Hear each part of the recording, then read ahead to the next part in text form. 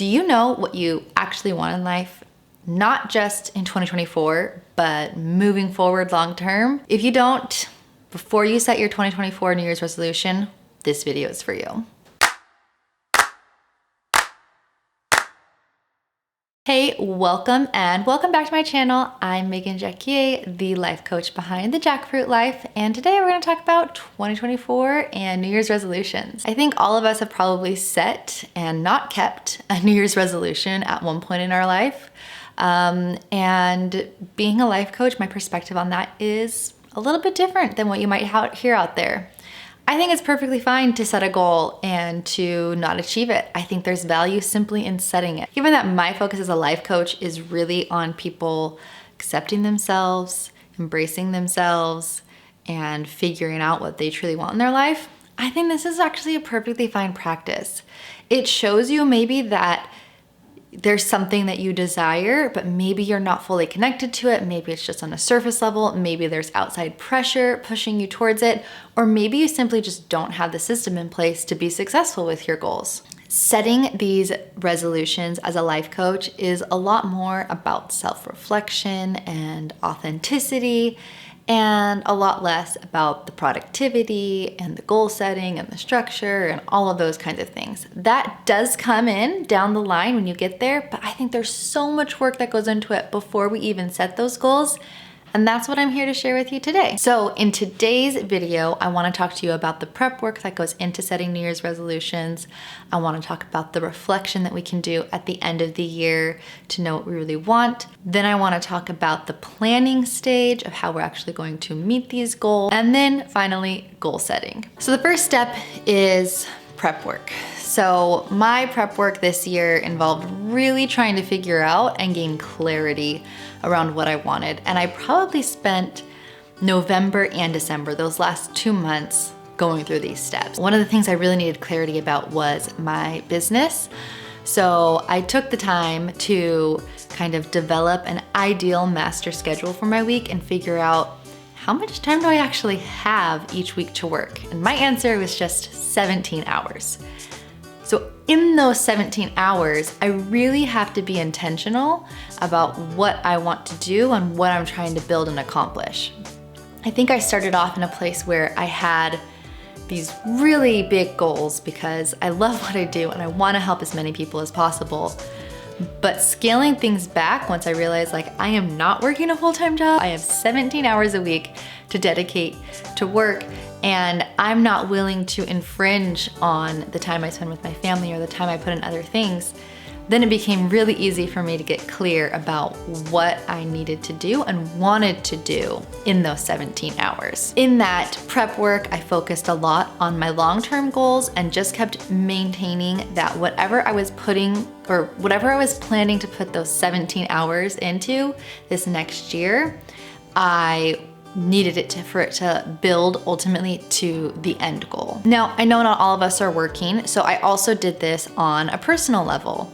There, instead of developing this master schedule and figuring out exactly how much time I had to work towards things, what I did instead was develop a lifelong bucket list.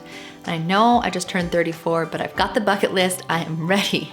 And that's because, again, I believe so much in living with intentionality.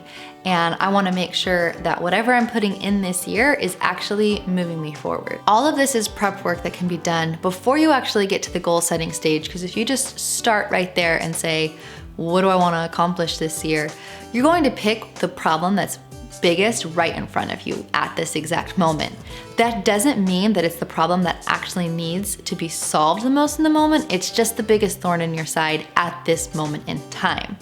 So keeping that long-term perspective and figuring out what you need and want really overall, what my career goal is in 10 years versus this next year, and starting there allows me to make sure that whatever I'm putting effort into in 2024 will ultimately bring me to where I want to be in 2034. The next step before goal setting is a time of reflection. So I really love this time to be journaling and figuring out kind of how I feel about everything that just happened. I think journaling is such a great opportunity for us to process things. I particularly process a lot with my words. Sometimes that's spoken, sometimes that's written out, but I need to put my experiences into words. Otherwise, emotionally and energetically, I just find that they're trapped in me and I'm more easily re-triggered, or I have those, recurring thoughts in my head. Getting them out of me helps so much. So reflecting on the past year and everything that has happened, particularly this year, it has been such a big year of change.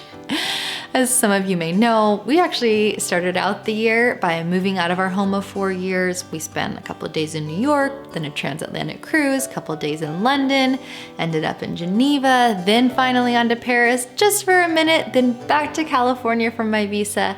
And now we've been back here in Paris, but we've had health issues, we've had job changes, we've just had a lot going on in this 1 year. So taking the time to look back on 2023 and just process it really helps give me a foundation from which to build on my 2024. And if I'm looking at 2023 as the year of transition, which it definitely was, it was such a huge year of change. But now as I step into 2024, I'm definitely ready to take back the controls, step into the driver's seat, and really be in control of how this year goes, which is why my word for 2024, as I reflect back on the change that I've had, is growth. Okay, so 2023, there was a lot of change. Now I'm on, flat ground again after that roller coaster. Let's build from here. Let's continue to build this life, build these friendships, build these opportunities that we have in front of us, and make 2024 a step up from 2023. The next and final step before we get to goal setting when we're talking about preparing for 2024 is a yearly planning. This is something I do actually with my partner, because as much as I have dreams and desires, so does he. And they are also part of what we will be doing as individuals, as a family, as a unit, and they also need to be taken into consideration. So as we do our yearly planning, we just kind of go through month by month and we talk about those big benchmarks we see ahead of us. For instance, in January, we have a trip right at the beginning of the month. We're starting off the year in Geneva. That will be the first week of our month, visiting our family there. What else do we want to have happen in January? Looking ahead at the summer, we don't have a total plan for the summer yet, but we do have tickets for the Olympics that will be here in August. So we know that's on our calendar for the year. What are some of the other things? Well, for our anniversary, maybe we want to take a trip, or maybe we want to go see this friend in a place. Okay, well, what month makes sense based on kids' school schedules, other family events, potential health considerations, if you have surgeries or different things coming up in the new year. All these things that you can begin to kind of bookmark and plan out your year really helps sync you and your partner to make sure you're on the same page, you have the same expectations, and you're getting ready for things together. But it also allows you to begin to anticipate some of these things. And that anticipation can help breed a positive mindset and reduce your stress. Number one, because things are planned. They're not just floating out there in the ether. Sometime this year, we'd like to go visit my mom. No, we know in April, we're gonna try to go visit my mom. Great, okay.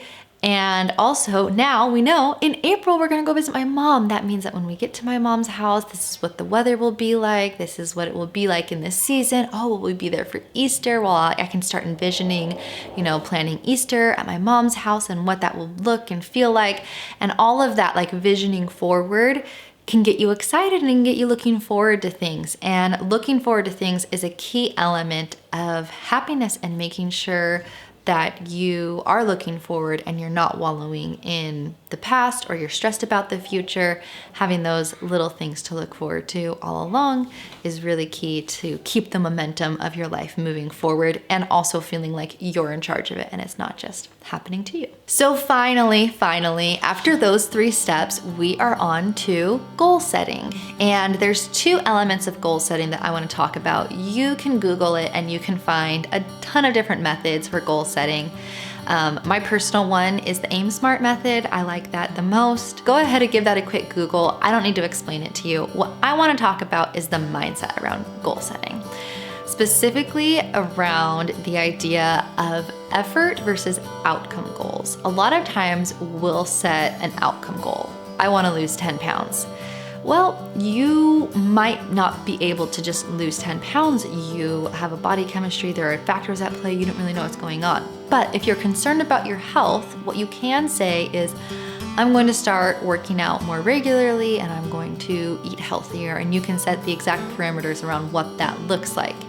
You are not in control of whether or not your body loses 10 pounds. You are in control of your overall health and the efforts you put into it. So making sure that you're setting effort goals versus outcome goals is something that can help ensure your success and give you a better sense of accomplishment as you progress forward.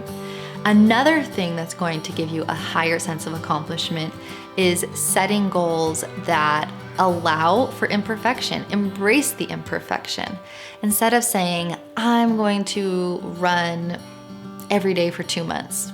Okay, personally, I know I am not going to run every day for 2 months. I've never run every day for 2 months. It doesn't fit who I am. There are days when I'm tired. There are days when I'm busy. There are days when I'm sick.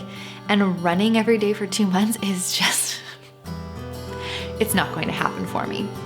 Knowing that, and instead of being frustrated and trying to overcome my natural tendencies, embracing it and saying, all right, I'm not gonna run every day. But I can set a goal of running 3 to 5 times a week. Even in there, I'm giving myself some wiggle room. Maybe some weeks I'm on my period, I really don't wanna run. I'm running like 3 days a week. I am not a hard person. I am just not someone who forces myself to do things. I don't believe you need to force yourself to do things to meet your goals. So I really believe in embracing that imperfection, giving yourself some space, giving yourself grace, having goals where you're gonna do 100 days of whatever. It just doesn't work for me, and I know it doesn't work for a lot of people. So instead, again, setting yourself up for success by creating goals that give you that wiggle room, that give you that space to be human, to have a life outside of your goals, is really going to ultimately help you be more successful in the long run. I hope that this video gave you some good ideas of some things that you can do as you begin goal setting. Don't worry about the fact that it's already past January 1st as well. Yes, there is a theory out there called the fresh start effect, which gives you a boost of energy and motivation when you feel like it's a fresh start. And given that it's January 1st on a Monday this year, there's like double fresh start effect happening. But it's okay if you haven't set your resolutions yet, and it's okay if you haven't started. Again, embrace your humanity. Okay, you didn't get it done by the 1st? Start next Monday. Start February 1st. Start wherever you are right now in this moment, because it's your life. You get to decide. You don't have to wait for anyone else to tell you this is the moment to set a goal. You can only set it, that last week of December as you head into January of each year. You can begin to choose to live the life that you want at any time. Take some time, work these steps that we've talked about. Prepare yourself, reflect on what you want, plan for the future, and then set goals that are realistically going to work for you, align for what you want down the line, and move you closer to who and what you want in life. All right, that is all I've got for you this year. I'm really looking forward to 2024. I hope that you are too. I hope that this video helped you feel even more excited and more ready for the new year, and that you're ready to take on some of those challenges and see what's ahead of you. I will be back next week. I cannot remember what my video is on. Oh, I remember what my video is on. It's a good one. It's gonna be a decluttering video. We're gonna try to simplify right here at the start of 2024, get some things off our plate, clear some things up so that we can hit the ground running and start off strong for 2024. I will see you next week, and I wish you all a very happy new year.